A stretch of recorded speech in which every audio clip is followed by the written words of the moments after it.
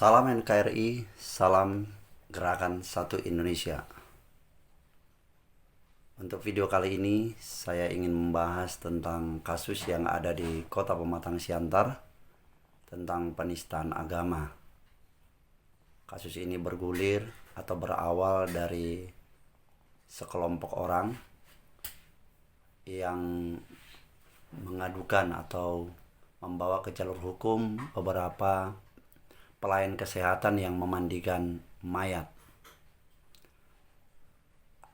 Adapun alasan yang paling mendasar yang mereka ajukan adalah bahwa orang-orang tersebut yang memandikan mayat tersebut, para pelayan kesehatan tersebut adalah orang-orang yang tidak muhrim dari sudut pandang agama mereka. Namun di sisi lain ada hal yang membuat kita merasa ganjil atau janggal dalam kasus ini, karena para pekerja atau pelayan yang melakukan tugas mereka sebagai pelayan kesehatan itu sama sekali tidak berniat atau tidak bermaksud untuk melecehkan atau menista agama. Karena orang-orang yang melakukan pekerjaan tersebut murni melakukannya karena profesi mereka. Karena itu adalah tugas dan tanggung jawab mereka.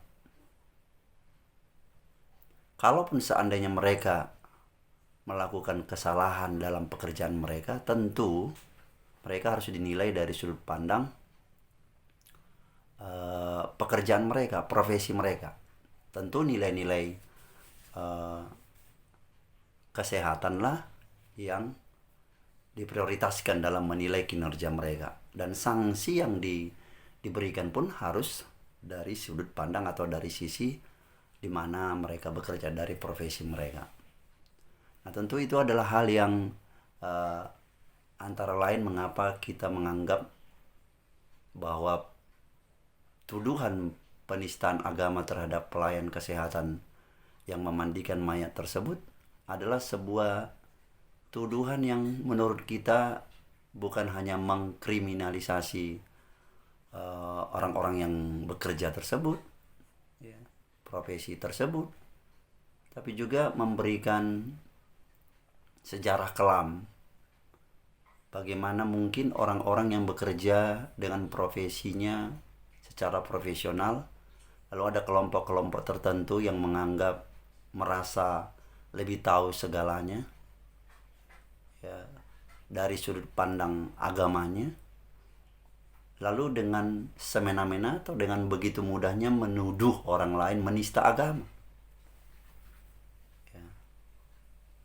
Tentu sangat tidak ada dasar yang membuat kita bisa menerima orang yang memandikan mayat dan itu adalah profesi mereka lalu dituduh sebagai penista agama.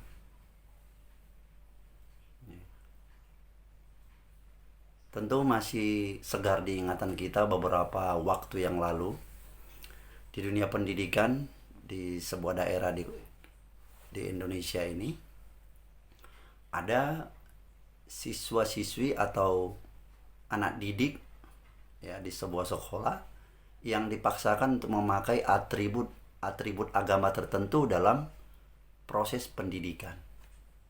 Sampai akhirnya hal itu diangkat di media sosial, di pemberitaan, dan pada akhirnya klarifikasi dan konfirmasi terjadi, dan hasilnya aturan dan peraturan yang sudah diterapkan bertahun-tahun lamanya dengan alasan adalah mengangkat budaya setempat, tentu sangat tidak adil jika kita pandang dari sisi atau dari sudut pendidikan, mendidik. Tapi toh itu terjadi selama bertahun-tahun. Apa yang terjadi? Tentu kita bisa berpikir di dalam pikiran kita masing-masing kenapa hal seperti ini terjadi. Nah, untuk kali ini juga ada kelompok-kelompok yang ingin mencoba, yang ingin menderek pemikiran-pemikiran umum, pemikiran-pemikiran orang awam bahwa ada orang-orang yang mencoba menistakan agama dengan tuduhan atau dasarnya adalah karena mereka memandikan mayat yang bukan muhrim.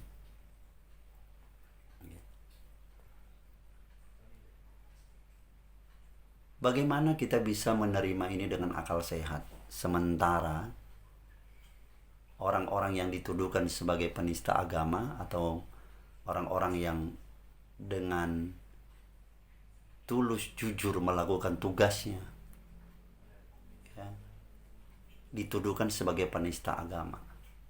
Nah, ini adalah orang-orang atau kelompok-kelompok yang terus-menerus mencoba mengganggu atau terus-menerus mencoba mengkerdilkan, ya, hak-hak kita sebagai warga negara Indonesia, hak-hak kita sebagai orang yang memiliki kebebasan untuk beragama, hak-hak kita yang dilindungi oleh undang-undang. Dan yang lebih mengherankan lagi, kita tidak tahu kenapa itu bisa sampai naik, ya, mulai dari BAP-nya, ya, sampai kepada tingkat untuk disidangkan, ya. Berita yang terakhir yang kita bisa lihat atau kita bisa dapatkan di media-media sosial bahwa akhirnya jaksa menghentikan kasus ini karena tidak didapati cukup alasan atau bukti sesuai dengan tuduhan tersebut sebagai penista agama. Tetapi tetap saja itu mengganggu pemikiran kita karena sampai tahap, ya, proses itu dibawa ke jalur hukum, terutama dari BAP-nya, ya, di tingkat awal kita mempertanyakan kenapa itu bisa terjadi, kenapa bisa digiring opini itu sebagai penistaan agama, ya. Bahkan orang-orang, ya, datang dengan memakai pakaian-pakaian tertentu lalu ingin memberi kesan, menguatkan bahwa benar-benar ini adalah penistaan agama. Mereka datang dengan mewakili agama mereka, atribut-atribut agama mereka bawa, ya, untuk memberikan tekanan atau memberikan kesan yang kuat bahwa benar-benar ini adalah soal agama. Di sisi lain ini adalah sesuatu yang bagi saya pribadi sangat miris karena orang-orang yang bekerja dengan profesinya sebagai pelayan kesehatan yang sangat dibutuhkan oleh masyarakat, terlepas daripada apa bidang pekerjaan yang mereka kerjakan, tetapi yang namanya bidang kesehatan atau pelayanan kesehatan adalah pelayanan kemanusiaan yang sangat dihormati, dihargai di dunia ini, ya, dimanapun. Karena tidak sedikit orang-orang kehilangan nyawa karena tidak adanya orang-orang yang bekerja atau minimnya sarana dan prasarana kesehatan. Nah, ini sesuatu yang membuat kita miris.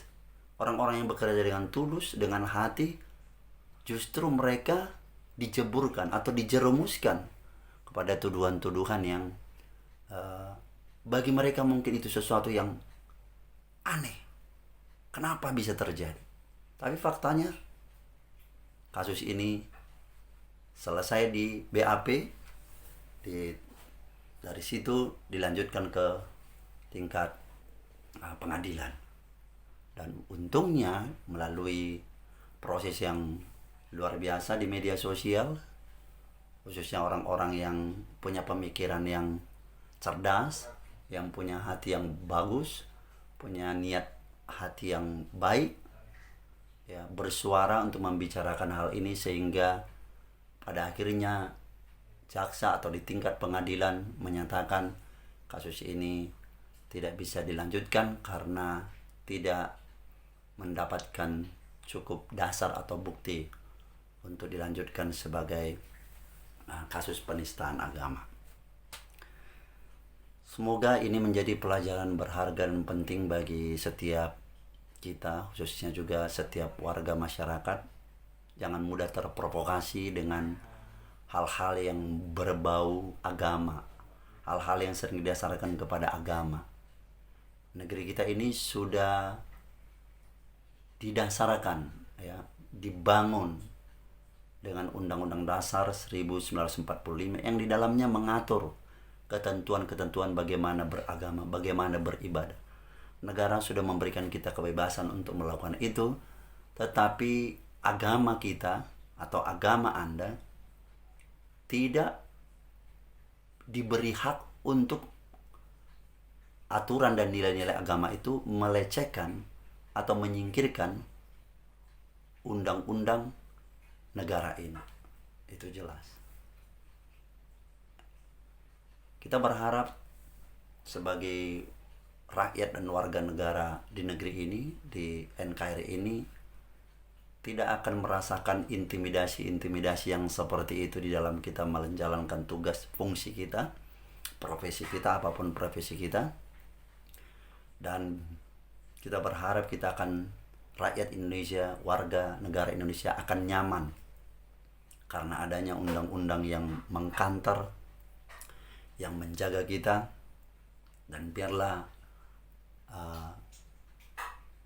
undang-undang itu yang menjadi panglima, ya, hukum tertinggi di negeri ini, bukan hal-hal yang lain, entah itu agama, entah itu nilai-nilai yang lain. Karena kita adalah warga negara Kesatuan Republik Indonesia, dan hukumlah yang menjadi panglima tertinggi di negeri ini. Oke, itu saja teman-teman. Salam NKRI, salam Gerakan Satu Indonesia.